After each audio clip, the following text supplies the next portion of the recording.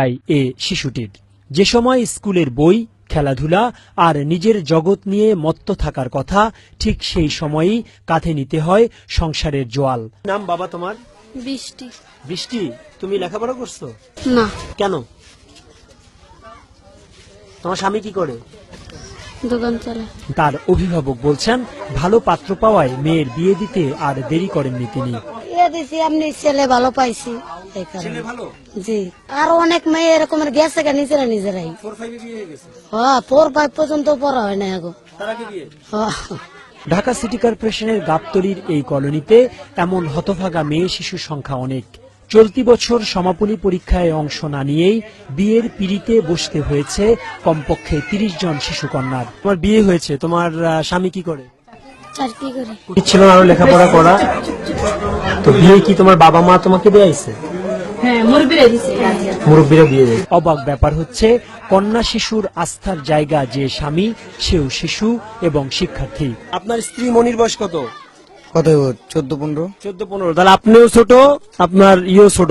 তো এখন বিয়ে করলেন কেন? খুব জরুরি হয়ে পড়ছিল? বাপ মায় করাইছে। আপনি লেখাপড়া করছেন? জি। কোন পর্যন্ত? 5 পর্যন্ত। এরপর আর পড়েন নাই কেন? ভাল লাগেনি, পড়িনি।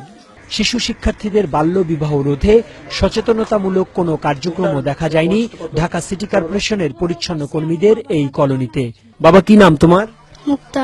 মুক্তা, তুমি কোন ক্লাসে পড়তা? 5-এ। ক্লাস 5-এ। তোমার বিয়ে হলো কোন ক্লাসে থাকতে?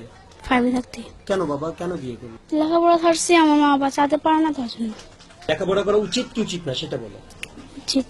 কম বয়সে বিয়ে করা কি ঠিক? কি মনে করো? ঠিক না। এখন বর্তমানে কিছু করি না। বেকার? জি। তো বেকার হইয়া আপনি বিয়ে করছেন, চালান কেমনে বউরে?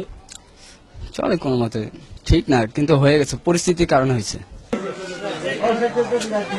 গাবতলীর এই সিটি কর্পোরেশন কলোনিতে এসে দেখা গেল, এখানে 12, 13, 14 বছরের মেয়েরা বিয়ে করে তাদের শ্বশুর বাড়ির সংসার সামলাচ্ছে।